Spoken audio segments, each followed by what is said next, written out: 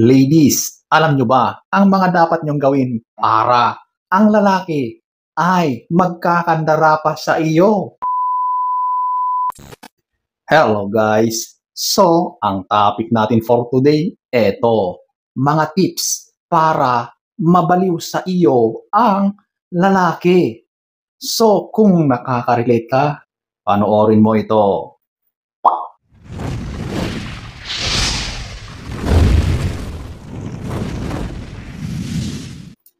So, eto, ating aalamin.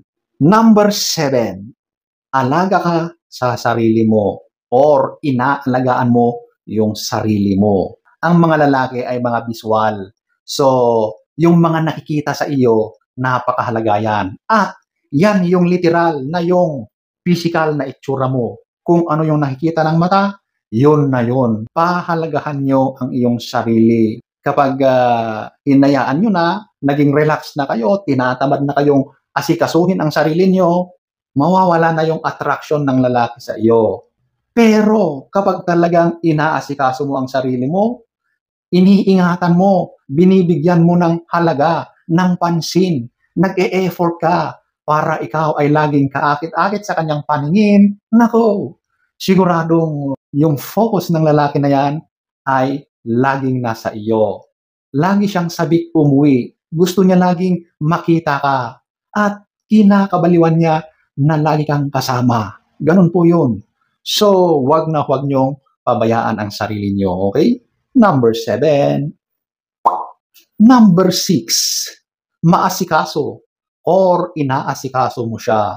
Oh, ito yung isa sa kinababaliwan, ninanais ng lalaki na kapag ginawa mo sa kanya, jackpot na jackpot siya sa iyo. Okay? Ito, yung mga ginagawa mo na ipinapakita mo na siya ay mahalaga sa iyo. Siya ay mahal na mahal mo. Importante siya sa iyo. O, yung simpleng paghain mo ng kanyang mga paboritong pagkain. Ipinagluluto mo siya ng kanyang paboritong ulam. Oops, di ba?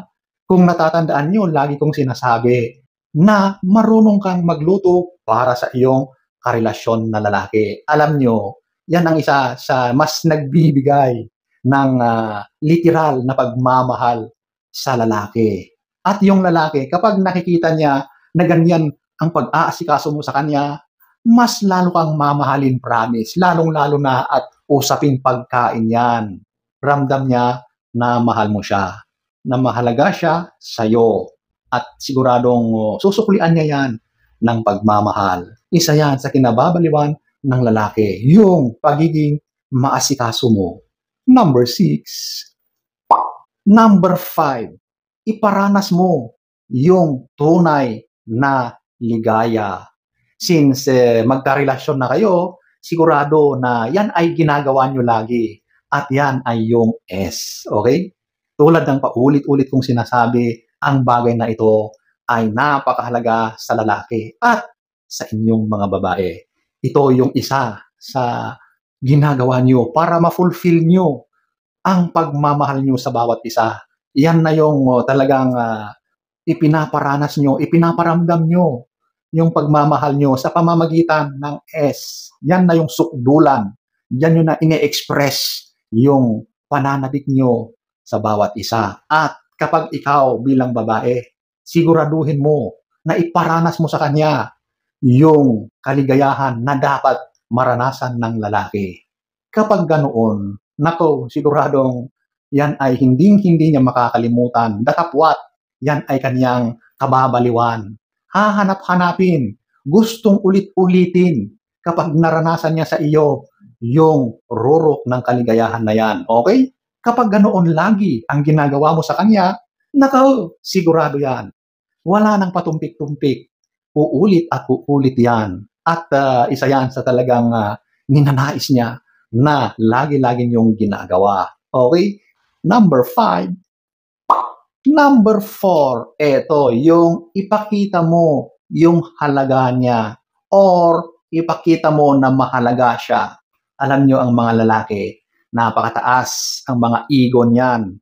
Gusto nila na sila yung center of everything, center of attraction. Sila yung pinupuri. karamihan ng lalaki ay talagang natural na ganun. Gusto nila na sila yung tinitingala at ganun din sa relasyon. Gusto nila na binibigyan mo siya ng halaga. Kapag nakikita niya na na-appreciate mo yung mga ginagawa niya, kapag nakikita niya na full support ka sa kanya, yan ang isa sa gustong-gustong makita ng lalaki sa kanyang kapareha or karelasyon. Sigurado na yan ay isa sa mga sobrang kinababaliwan ng lalaki. At yan ang isa sa ninanais niya na nakikita sa kanyang minamahal na karelasyon. Number 4.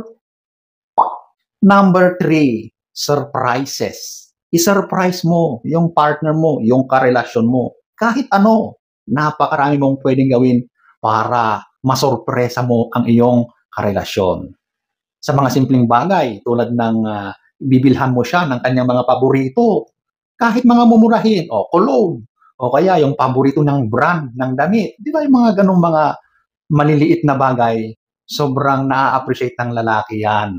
So anything, basta it is a surprise. Pwede mong i-invite siya ng dinner, kakain kayo sa labas, na ikaw yung nag-invite sa kanya. Yung mga ganyang surprises ay talaga namang nakaka-inlove sa lalaki. Kapag ganyan, lagi niyang naiisip yan. So literal, na nababaliw siya sa kanyang pagmamahal sa iyo dahil sa mga ipinapakita mo na mga pagtrato mo sa kanya bilang minamahal mo at karelasyon mo, di ba?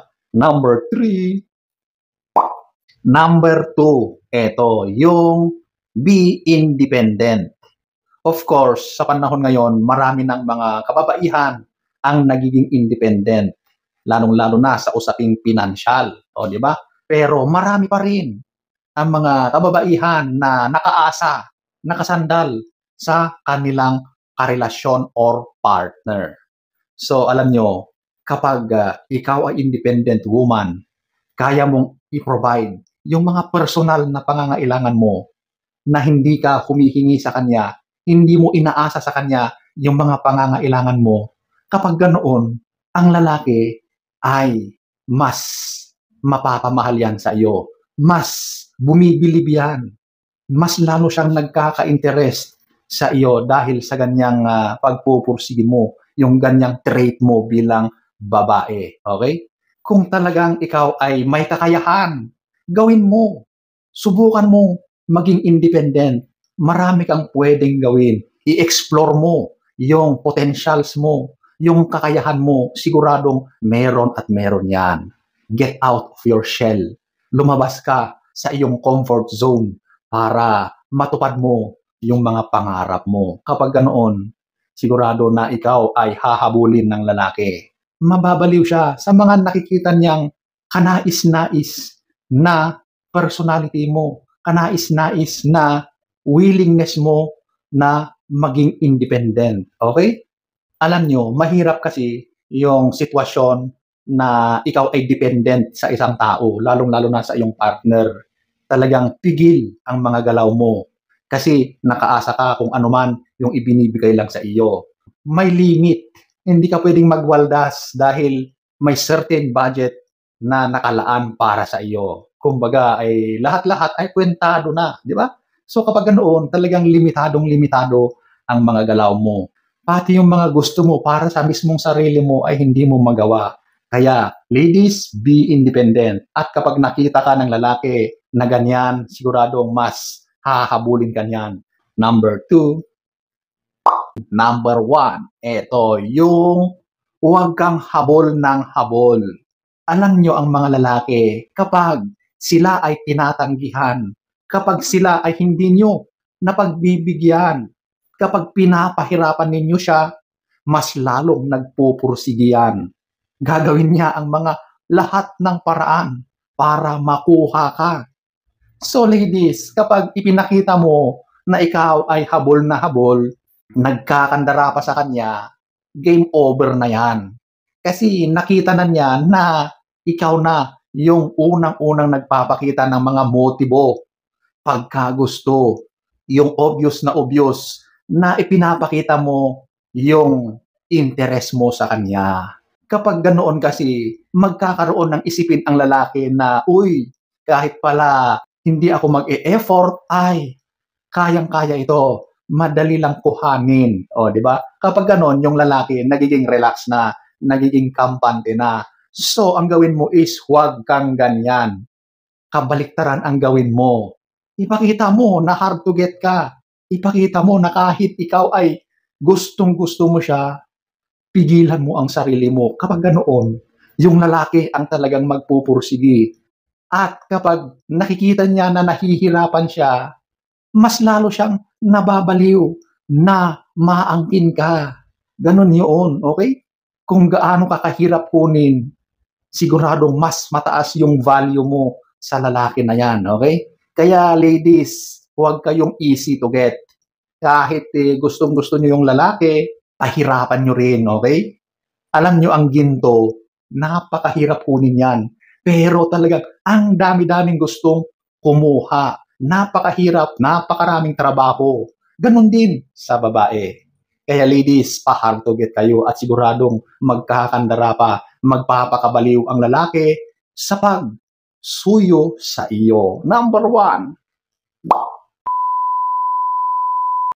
So, ayan po ang mga tips para mabaliw sa iyo ang lalaki. So, sana ay nagustuhan nyo ang ating topic for today. Next story time, don't forget to subscribe